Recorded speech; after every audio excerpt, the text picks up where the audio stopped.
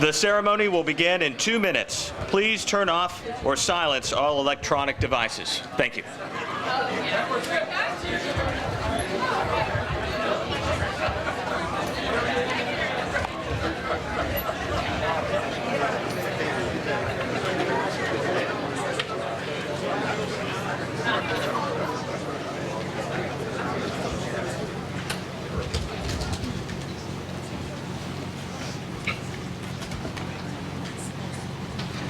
Good morning, ladies and gentlemen. On behalf of Colonel William Graham, North Atlantic Division Commander, and Mr. David Leach, Senior Executive, North Atlantic Division, welcome to today's Change of Command ceremony. This morning, we bid farewell to Colonel Paul Olson and welcome Colonel Jason Kelly. Ladies and gentlemen, our special guests attending today's ceremony include the Governor of the Commonwealth of Virginia, Mr. Terry McAuliffe. Lieutenant General Retired Flowers.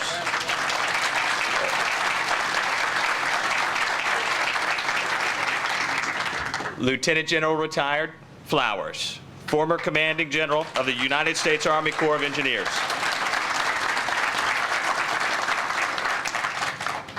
Vice Admiral Retired Archizell.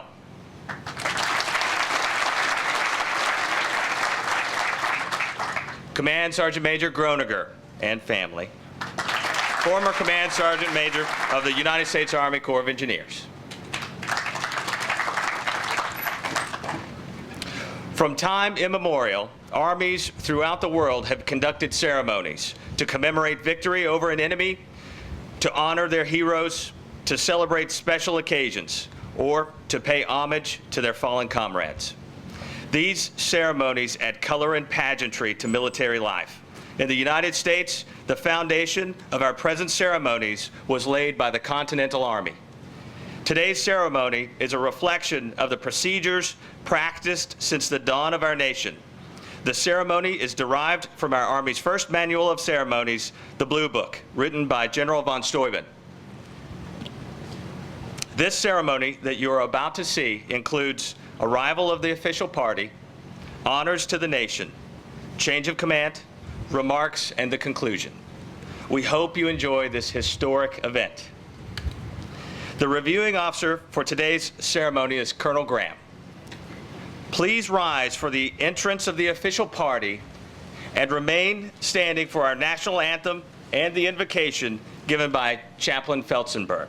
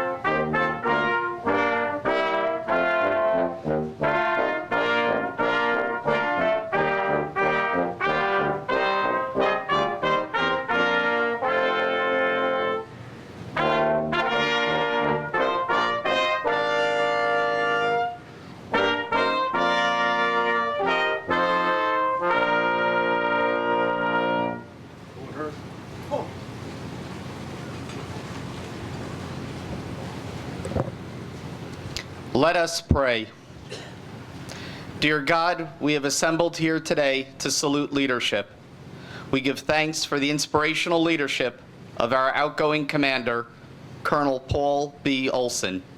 We also acknowledge the presence and support of his three beloved children, David, Gabriel, and Rebecca, as well as his parents, brother, and sister. As he completes his time in command, we are confident he will pursue future leadership endeavors, both successful and worthy of your divine blessing.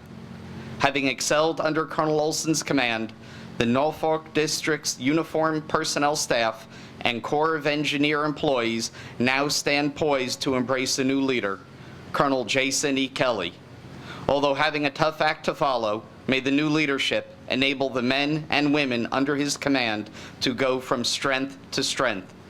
Accompanied and supported today by his family, wife Stephanie, children Jacob and Zachary, and parents, he is well equipped to embark on this awesome journey. Possessing the can-do spirit of engineers, these two selfless leaders, outgoing and incoming alike, simply uttered the motto, Essayons, let us try, and indeed success will mark their legacies, both past and future.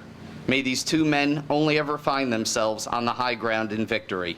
May God bless, protect, and continually find favor with the leadership and personnel of the U.S. Army Corps of Engineers, Norfolk District, now and forever. And let us say amen. Ladies and gentlemen, please take your seats.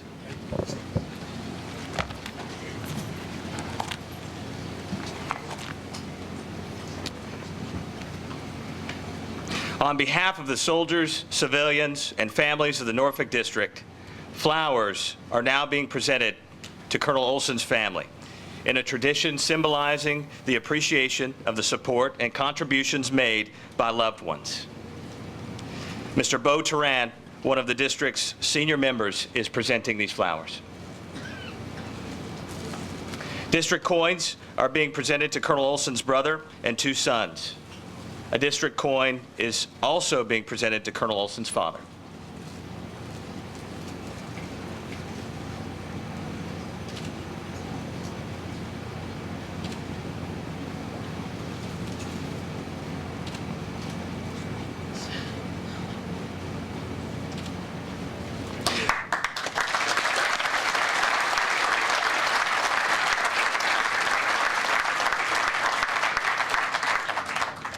Flowers are also being presented to Colonel Kelly's family to welcome them to the organization. Mr. John Derbish, one of the district's newest members, presented those flowers. The change of command is a simple, traditional event that is rich with symbolism and heritage. Key to the ceremony is the passing of the unit's colors. These colors represent not only the lineage and honors of the unit, but also the loyalty and unity of its soldiers and civilians. The colors are the commander's symbol of authority, representing his responsibilities to the organization. Wherever the commander is, there are also the colors. Throughout history, commanders ensured their unit flags were carried by one of their most trusted officers. This practice was used in the United States Army until 1813, when the regulations were changed and the flag was entrusted to color sergeants or sergeants major. District commanders select one of their most trusted civilian advisors to perform the honors. Today, Mr. Michael Darrow will have this honored role. The passing of the colors symbolizes the transfer of authority from the outgoing commander to the incoming commander.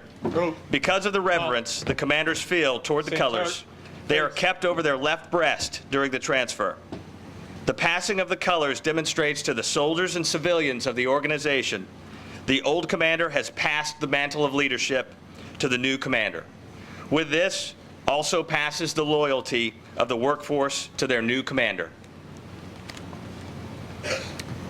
By the authority of Army Regulation 600-200, paragraph 2 through 5, the undersigned assumes command of Norfolk District, United States Army Corps of Engineers, effective 16 July 2015. Signed, Colonel Jason Kelly, commanding.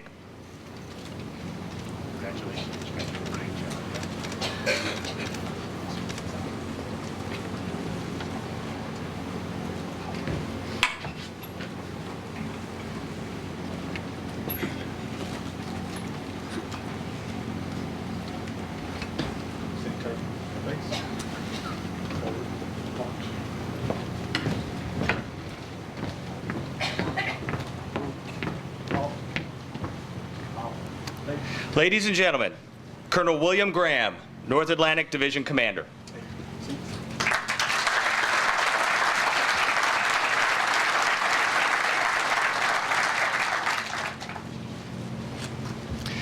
Governor, General Flowers is hiding around here somewhere, General Temple, Command Sergeant Major Groninger, ladies and gentlemen, distinguished guests, family and friends of the Norfolk District, good morning, and thank you all for being here. This is amazing. It's standing room only back there. We've got folks crowded outside the tent. It's truly remarkable. It's great to be here at Fort Norfolk. This wonderful, historically important facility looks absolutely amazing. And for the folks who are charged with doing that, I thank you. You make us all proud. To the band, the national anthem sounded phenomenal. Thank you for braving the congested highways to get down here this morning. You truly make this ceremony a special part with your participation. So before I talk about the colonels, I'd most importantly like to take a moment and talk about the district. The mission of the U.S. Army Corps of Engineers is to deliver vital public and military engineering services, partnering in peace and war to strengthen our nation's security, support the economy, restore the environment, and reduce risks from disasters. Missions that are absolutely critical to this area. In executing these vast and diverse missions, the Norfolk District has truly been outstanding. The professionalism, skill, dedication of the district's 400 employees is absolutely remarkable. From the narrow valleys of the Blue Ridge Mountains to the Tidewater region where we stand today, the district's employees understand how vitally important their water resources mission is to the citizens they serve. Similarly, as you can tell by looking behind us, a great deal of the nation's military and scientific capability is contained within the district's borders. No group is more committed to ensuring that these warriors and scientists have the facilities they need than the Norfolk team. This dedication is perhaps best exemplified in the magnificent work that the districts performed on the sacred grounds of Arlington National Cemetery. Indeed, you truly make us all proud. In particular, I'd like to thank the many members who have deployed far from home in support of warfighting operations overseas or disaster response and recovery efforts in other districts. So if you've deployed, please stand up and be recognized. Mike, there you go. Stand up.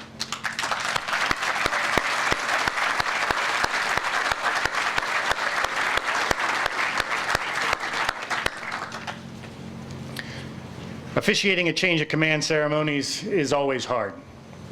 Saying farewell to a proven leader and trusted friend is never easy.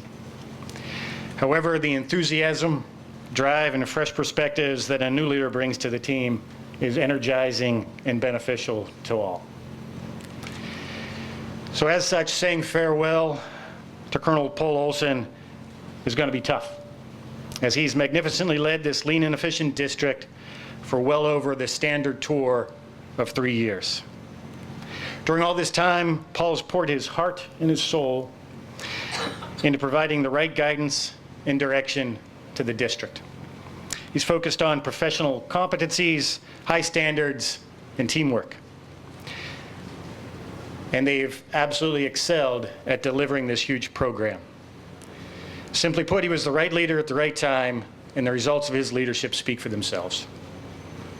Regarding the district's critical military construction mission, Paul oversaw major construction projects and critical sustainment, renovation, and modernization work at many of the installations within the district's borders. A few of these, I'll note, include several large projects at Fort Eustis and Fort Lee, finishing a major training facility up at Fort A.P. Hill, and the proper management of the military privatized housing initiative. This is a showcase federal government public-private partnership program that at some point or other almost every single soldier's family is housed in. And as a great example of how the construction expertise of the Corps of Engineers can best be used to assist other federal agencies, Paul and Norfolk team stand poised to provide around $180 million of work to NASA across the Bay. Absolutely phenomenal. As mentioned earlier, water is a critical component of this region. And no one understands that better than Paul. Under his leadership, the Norfolk District Civil Works Program has had many notable accomplishments. In the authorization of a $34 million ecosystem restoration project in Lynn Haven, the authorization to study to 55 foot, the channels standing out here in the Port of Virginia, something I think you're named champion of the port over, which is absolutely wonderful and indicative of the close relationship that the district has with the port. And he's been building on the North Atlantic Coast Comprehensive Study, which is where we looked from Maine down to Virginia on what the impacts of climate change were going to be. No one has used that study better than Paul at relaying to the region the strategic importance of instituting efforts that make this area more resilient, given the projected sea level rise in the Hampton Roads area is almost twice the national rate. Critically important to the Commonwealth, critically important to Norfolk. Paul, an absolutely remarkable job. You've been a masterful communicator throughout this, and I just simply can't say thank you enough. Can I get a round of applause for Colonel Olson?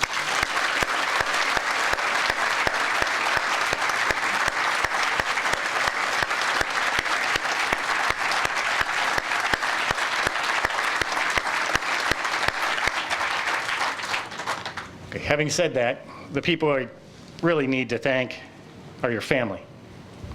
To your father, Colonel Retired Ralph Olson, your mother, Lieutenant Eugenie Olson, Doc and Jean, is that right? That's it. All right. And to your brother and your sister that are here with us today, thank you all for raising an amazing son and a wonderful brother.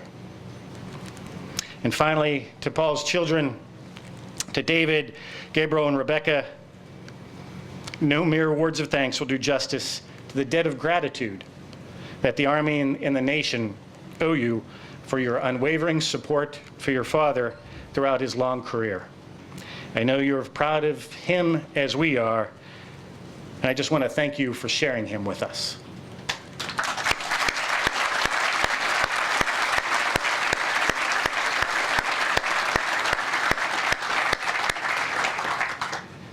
So it's a daunting task to replace a commander of Colonel Olson's stature.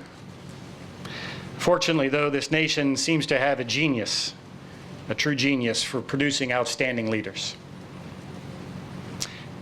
Colonel Jason Kelly is ideally suited to take over where Paul left off. Soon after I took command of the North Atlantic Division, people from all over the Army started to contact me. And mind you, they weren't calling to congratulate me on taking over the division. They were calling to congratulate me on having Jason soon to join my team. See, Jason has he's truly earned a wonderful reputation across the entire Army as a phenomenal leader who folks naturally gravitate to. People simply want to be on Jason's team. He proved this in Kosovo, Korea, Iraq, and most recently, leading the 20th Engineer Battalion Build and Fight in Afghanistan. Now, if you all read his bio, you saw he taught mathematics at West Point.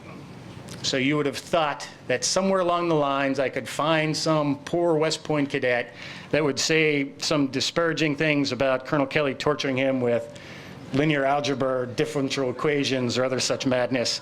But try as I might, I couldn't find anyone to say anything other than the fact that he was wickedly smart, was a dedicated and inquisitive student of the profession, and that he was a man of great character. So it's no accident then that Jason's here commanding this critically important district. Much of that credit for the person that he is goes to his family. To his father Glenn, his mother Diana, thank you all for raising such an amazing son.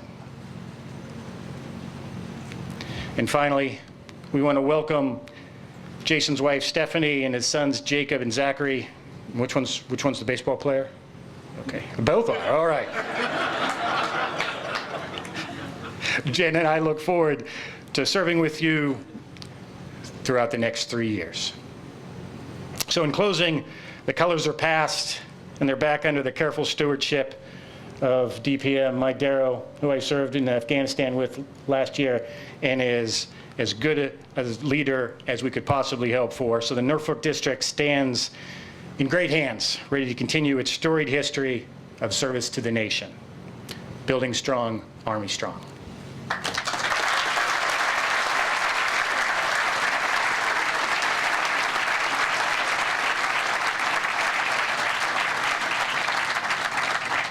Ladies and gentlemen, Colonel Paul Olson, outgoing commander, Norfolk District.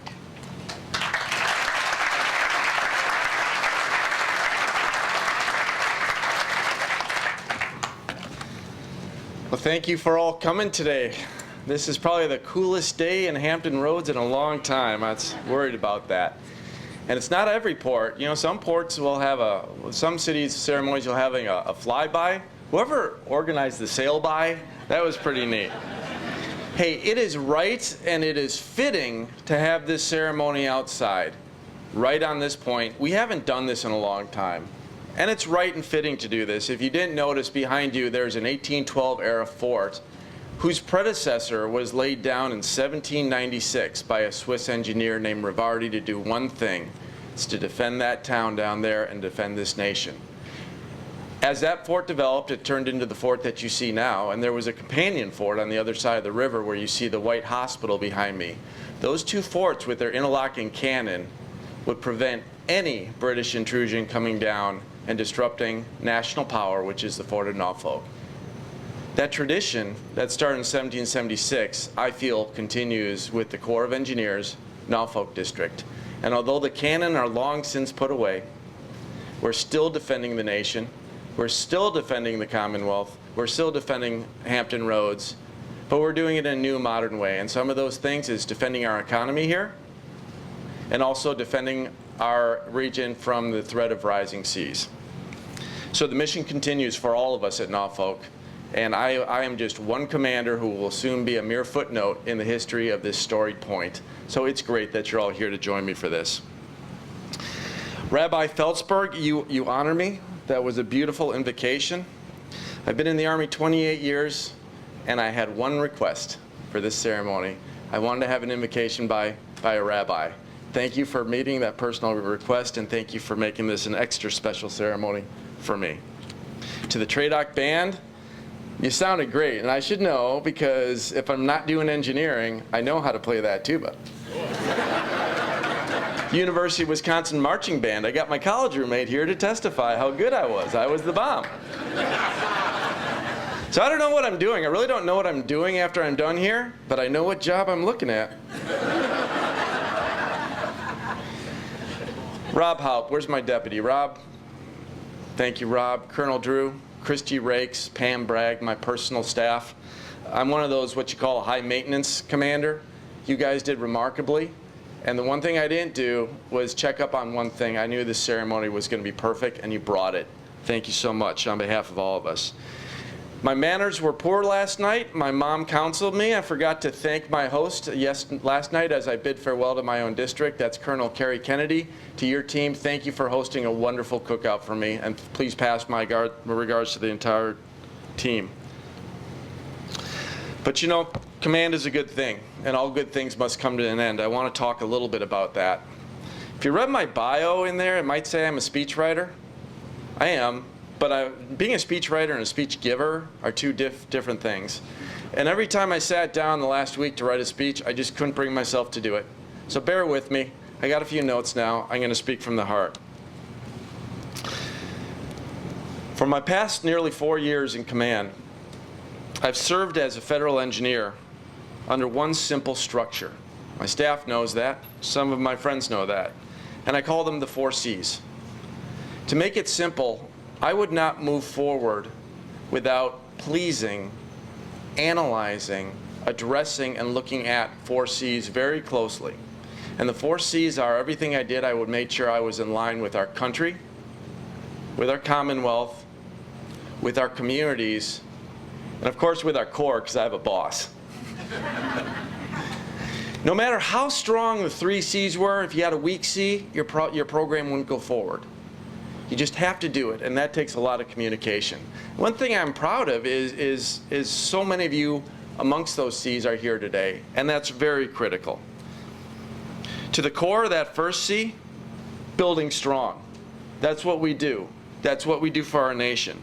You've heard from my boss, Colonel Butch Graham, sorry, William Graham, Butch, that we do that through a MILCON program, a civil works program, and an interagency intergovernmental program, which I'm very proud to say 4 years ago was about $350 million a year, and now for FY18 it's looking at $700 million a year.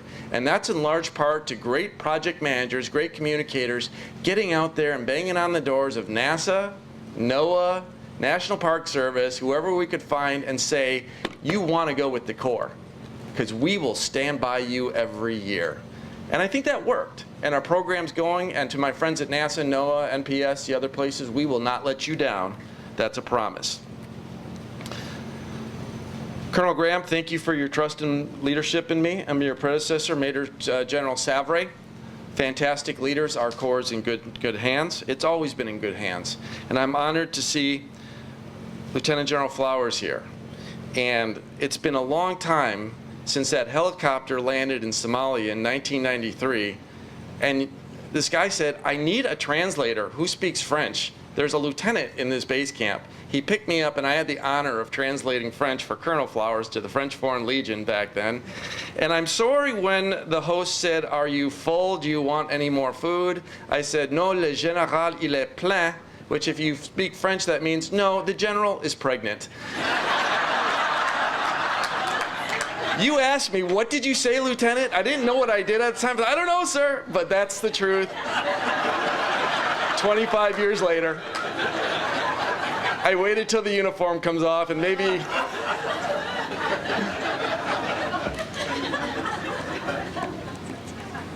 Command Sergeant Major Groninger, thank you for being the Corps Sergeant Major. I always felt like you were my Sergeant Major in Norfolk. Thank you so much for that. I have other mentors in here, General Temple, General Furman, others, who through the Corps makes the Corps strong. And a last shout out to my Deputy for Project Management, Mike Darrow, and the personal staff again. This district is in very, very, very good hands. All of them represent a tradition that has defended this point right here, right now, for the last 241 years. The second C is our communities. Many of them are represented. I've seen Chesapeake, Norfolk, Hampton, Newport News, Virginia Beach, just to name a few. Poquoson too, my hometown. They're all here. That's the biggest compliment for you, for me, because at the end of the day, I live here too, and I'm proud to be a citizen of Hampton Roads. We also have some great nonprofits here, Chesapeake Bay Foundation, Southern Environmental Law Center, the Nature Conservatory, Lynnhaven River Now, Great Bridge, Dismal Swamp Canal, just to name a few. You know, Tommy Liggett is Tommy, where are you? Thanks for putting on a tie, Tommy. When Tommy's not in a tie, he's a waterman. He taught me the value of the waterman, the hard work that it goes in, whether it's crab or oyster or whatever, that you don't get rich doing that. All you get promised is a lot of work. But Tommy shared with me that we lost a friend in an email yesterday. We lost Leroy. I got to tell you who Leroy was.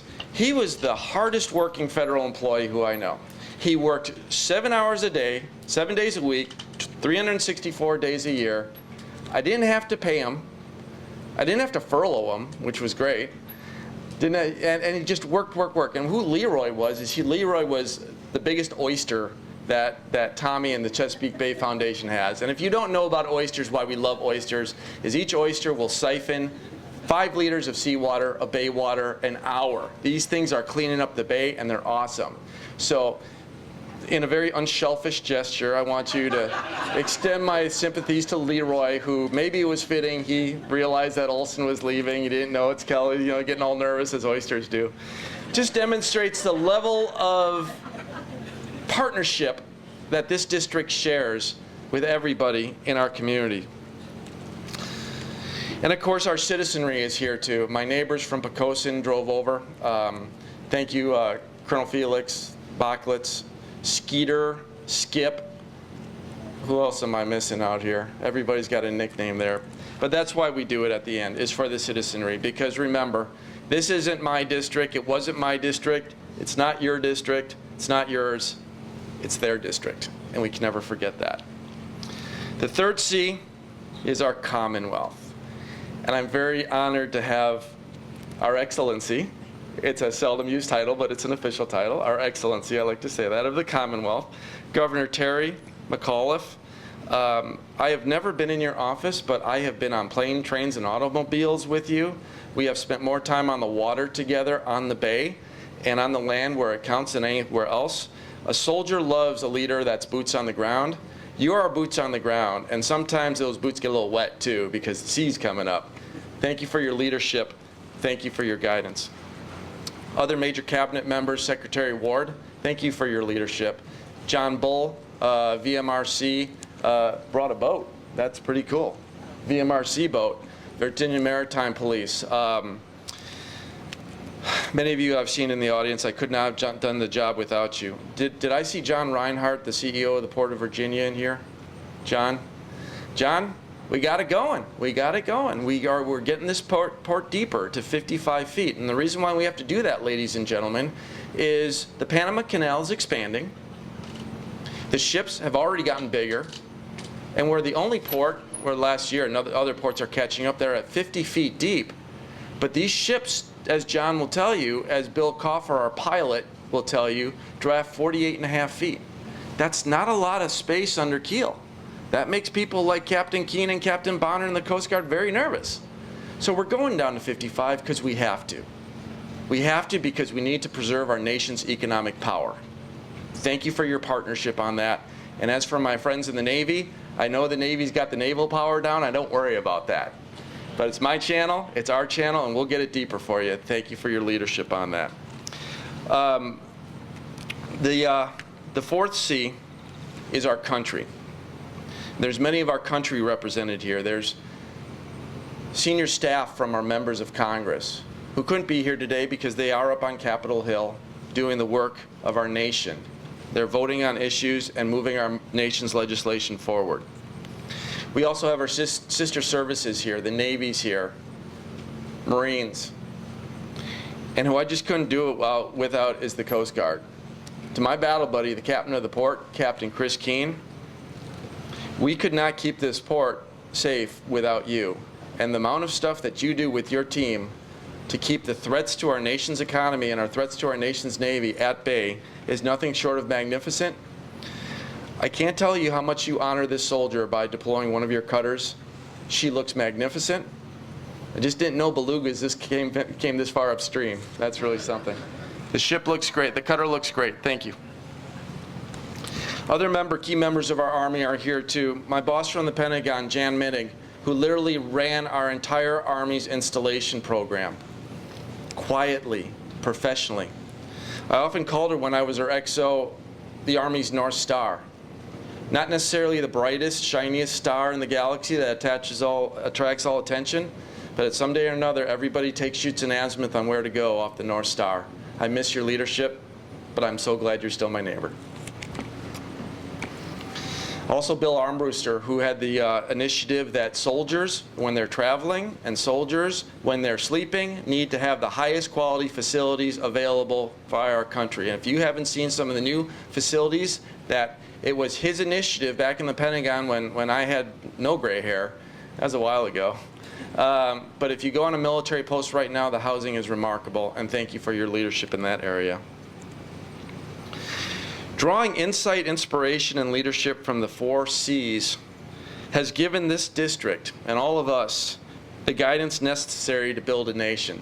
So for all of you who I've thanked and all of you who I've missed, thank you for being here. We can't do it without you, and that's why it's such an honor to be all together. We will continue to do this as the Corps of Engineers. We will deliver that program, that $700 million program. We will deliver it. We'll be on time and on schedule, right, Mr. Leach? Or as close as possible as we can. We're going to continue to roll nearly 5,000 permits a year. So one thing I learned about Virginia is it's either built on or it's wet. But we will do all those permits, as small as they are or as big as they are. within our authority and with consistency, and that's the promise. We will continue to modernize this port because as our nation grows, we need to grow with economic power, and if we don't modernize this port and get the channel deeper, those post-Panamax ships may go to another port in another nation. And as a federal engineer, I don't like that. And we will continue to plan for a Hampton Roads where we're living with the seas. They're not coming on up fast. They're taking their time. We have time to do this. We have time to lay on a strategy. The pieces are coming together. I believe I saw Old Dominion University Ray Toll here. Yeah. We have the Commonwealth. Everybody's taking a lead, and now we're going to start marching together. We're going to do these things not because they're easy. To channel Kennedy, we're going to do these things because they're hard, and they have to be done. It's a baton that I've proudly passed to Jason, and it's a baton that he's going to run the next leg, but it's not going to be the next leg. It's not going to be the last leg. We're in it for the long haul. So I opened my when I assumed command, I channeled one of my classics heroes. I said, the great Xenophon, a student of Socrates, said, all good things belong to a nation that has the strength and courage to build it. And I think that's what we're doing here in the district. That's what we're doing that in the Corps, and we're doing that across the 4 Cs. But Xenophon also wrote in his memorabilia how important it was for a leader to draw on strength of family. And my family is my strength. Dad and Chuck, thanks for suiting up. You look sharp. Once a soldier, always a soldier. You look great, and you represent a military tradition in the Olsons that's been going continuously since 1948 and can trace our roots back to prior to World War I. Mom, thank you too. And I know your Korean War uniform still fits. My mom was a Korean War era occupational therapist where she treated wounded warriors from that conflict. They weren't called wounded warriors, but brought them back to health, brought them back their confidence, and did a great thing even before anybody heard of the term wounded warrior. And Mom, I love you for that.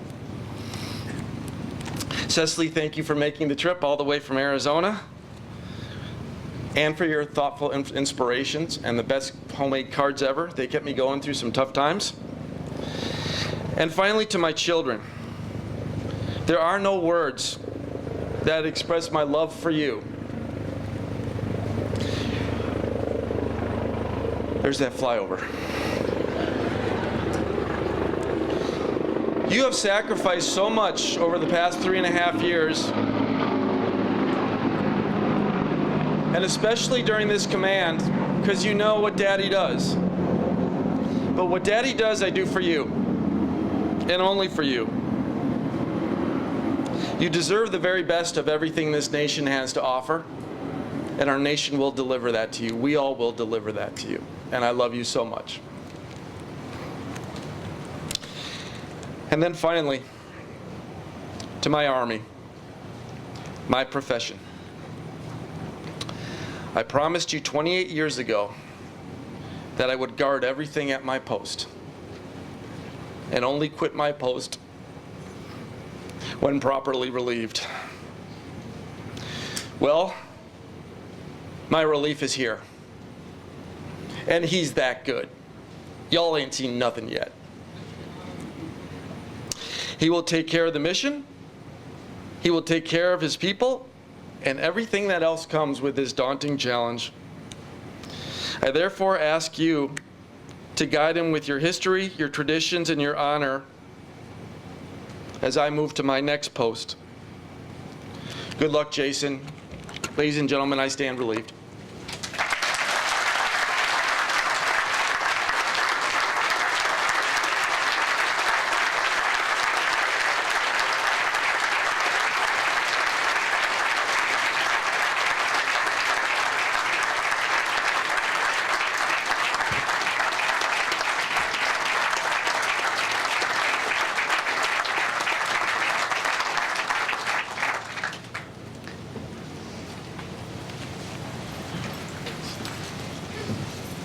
Ladies and gentlemen, Colonel Jason Kelly, Commander, Norfolk District.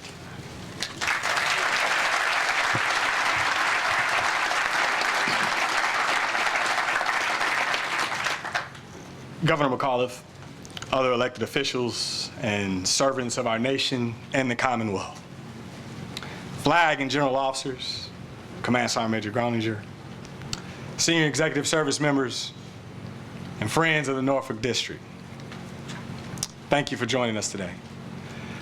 I'd also like to thank Christy Rakes, Pam Bragg, Carrie Kennedy, and most importantly, Paul Olson, for a professional and smooth transition. I've assumed leadership positions in many other organizations, and contrary to popular belief, seamless is not always the case. Paul, the fire hose has been on. I've consumed as much as I can handle over the course of the last 2 weeks.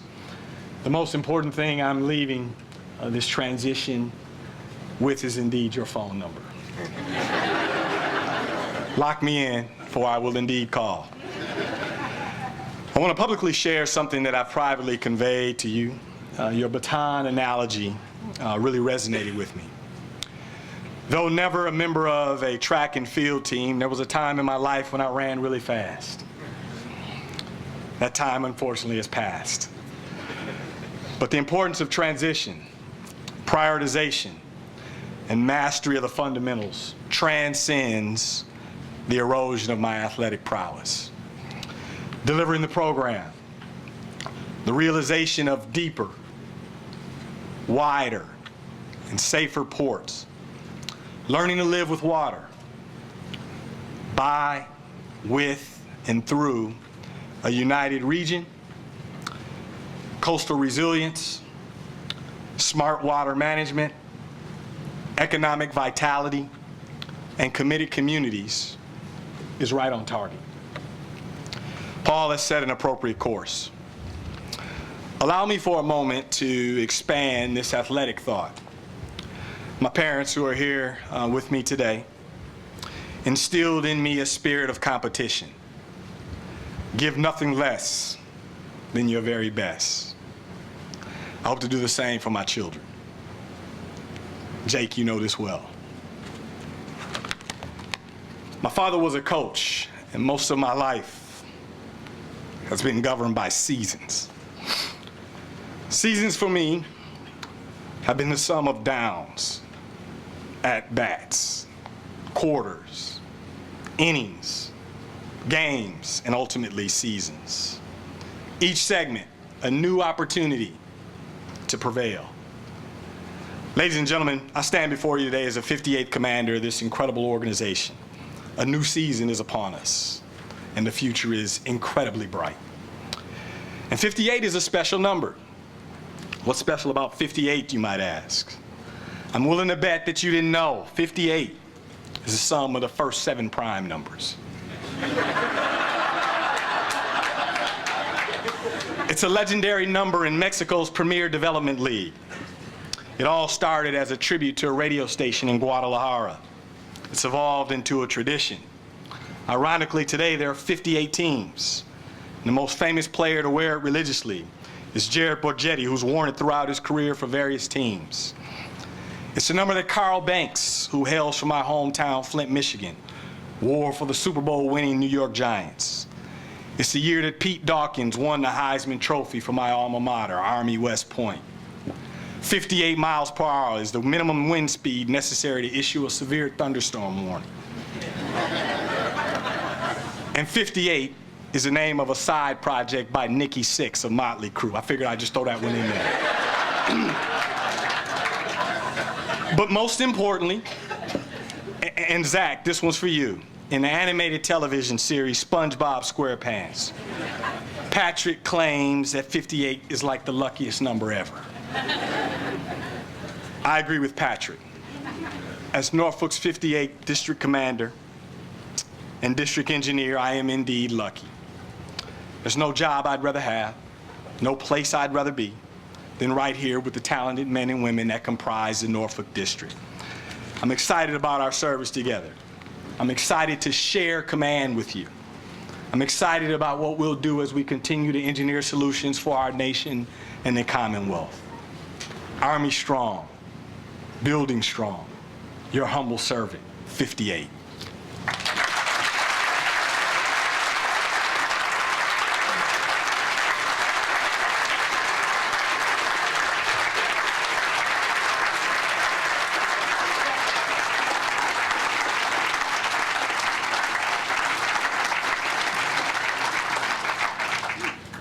Ladies and gentlemen, please stay standing and remain standing for the singing of the Engineer Song and the Army Song. The words are located on the back of your program.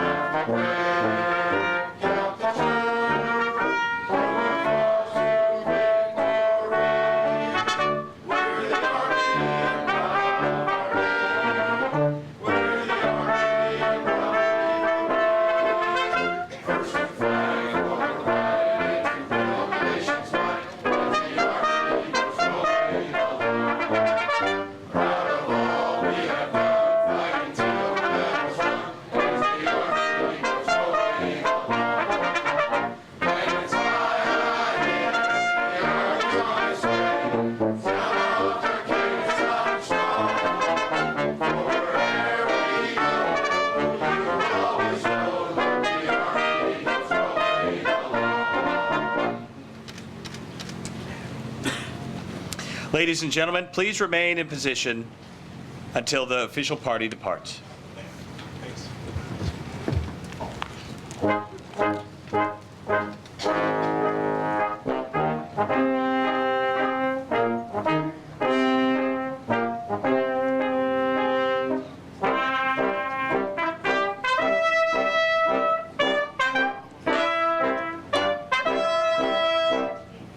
On behalf of the Commander of the North Atlantic Division, we wish to thank you for your attendance at today's Change of Command ceremony. Directly following this ceremony, Colonel Olson will receive friends and well-wishers in the first floor of the Waterfield building. Colonel Kelly and his family will host a reception in the magazine at the Old Fort. Thank you for joining us today on this historical occasion. Essayons, building strong, Army strong. This concludes today's ceremony.